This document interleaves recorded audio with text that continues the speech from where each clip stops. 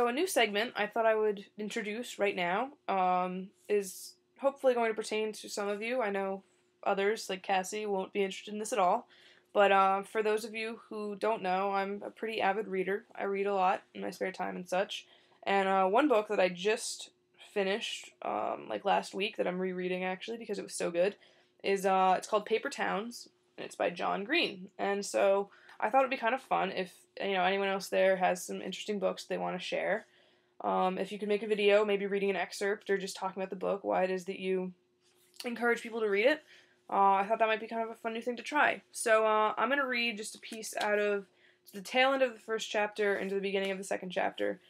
It's only a couple pages, and I hope that it entices you and kind of shows you how awesome his style is and how cool the plot really could be. So anyway, he's in the process of describing his very repetitive afternoon, and I'll pick up from right here. It was May 5th, but it didn't have to be. My days had a pleasant identicalness about them. I always liked that. I liked routine. I liked being bored. I didn't want to, but I did. And so May 5th could have been any day, until just before midnight, when Margot Roth Spiegelman slid open my screenless bedroom window for the first time since telling me to close it 9 years before. Chapter 2. I swiveled around when I heard the window open, and Margot's blue eyes were staring back at me. Her eyes were all I could see at first, but as my vision adjusted, I realized that she was wearing black face paint and a black hoodie. "Are you having cybersex?" she asked. "I'm IMing with Ben Starling." "That doesn't answer my question, perv." I laughed awkwardly, then walked over and knelt by the window, my face inches from hers. I couldn't imagine why she was here, in my window, like this. "To what do I owe the pleasure?" I asked. Margot and I were still friendly, I guess, but we weren't meet in the dead of night wearing black face paint friendly. She had her friends for that, I'm sure. I just wasn't among them. "I need your car," she explained. "I don't have a car," I said, which was something of a sore point for me. "Well, I need your mom's car." "You have your own car," I pointed out. Margot puffed out her cheeks and sighed. "Right, but the thing is that my parents have taken the keys to my car and locked them inside a safe, which they put under the bed, and Myrna Mountweasel, who was their dog, is sleeping inside their room. And Myrna Mountweasel has a freaking aneurysm whenever she catches sight of me. I mean, I could totally sneak in there and steal the safe and crack it and get my keys out and drive away. But the thing is that it's not even worth trying, because Myrna Mountweasel is just going to bark like crazy if I so much as crack open the door. So like I said, I need a car. Also, I need you to drive it, because I have to do 11 things tonight, and at least 5 of them involve a getaway man." When I let my sight unfocus, she became nothing but eyes, floating in the other. And then I locked back on her, and I could see the outline of her face, the paint still wet against her skin. Her cheekbones triangulating into her chin, her pitch-black lips barely turned into a smile. "Any felonies?" I asked. Said Margot. "Remind me if breaking and entering is a felony." "No," I answered firmly. "No, it's not a felony, or no, you won't help." "No, I won't help. Can't you enlist some of your underlings to drive you around?" Lacey and Rebecca were always doing her bidding. "They're part of the problem, actually," Margot said. "What's the problem?" I asked. "There are 11 problems," she said somewhat impatiently. "No felonies," I said. "I swear to God that you will not be asked to commit a felony." And right then the floodlights came on all around Margot's house. In one swift motion, she somersaulted through my window, into my room, and then rolled beneath my bed. Within seconds, her dad was standing on the patio outside. "Margot!" he shouted. "I saw you!" From beneath my bed I heard a muffled cry. "Oh, Christ." Margot scooted out from under the bed, stood up, walked to the window, and said, "Come on, Dad, I'm just trying to have a chat with Quentin.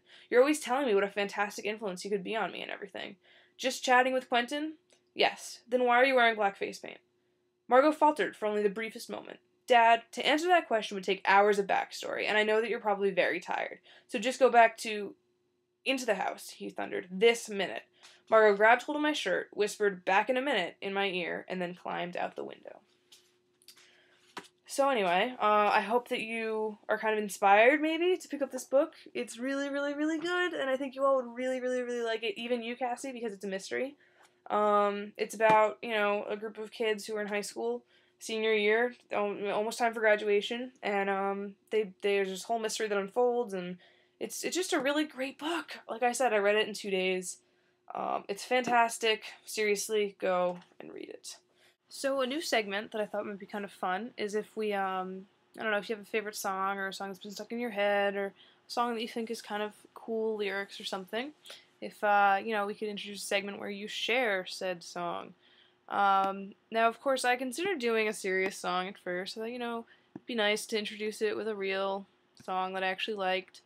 But then I decided to instead do a song by our favorite artist collectively, Absolute. We talk about her all the time. And that, of course, is Justine Bieber, as Molly so cleverly puts it. Now I'd like to just point out some highlights of his lyrics, her lyrics, sorry.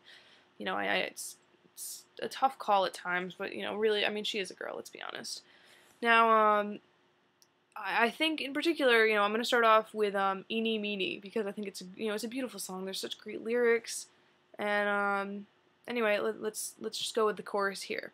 You can't make up your mind. Please don't waste my time.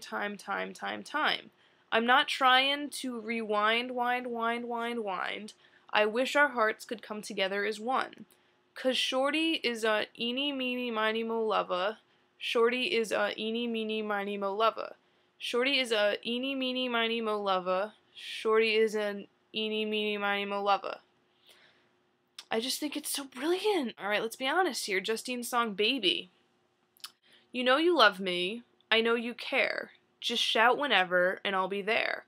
You want my love, you want my heart, and we will never, ever, ever be apart. Are we an item? Girl, quit playing. We're just friends. What are you saying? Said there's another. Look right in my eyes. My first love broke my heart for the first time, and I was like, baby, baby, baby, oh. Like baby, baby, baby, no. Like baby, baby, baby, oh. I thought you'd always be mine. Baby, baby, baby, oh. Like baby, baby, baby, no. Like baby, baby, oh. I thought you'd always be mine. Oh. And, yeah, again, just so brilliant.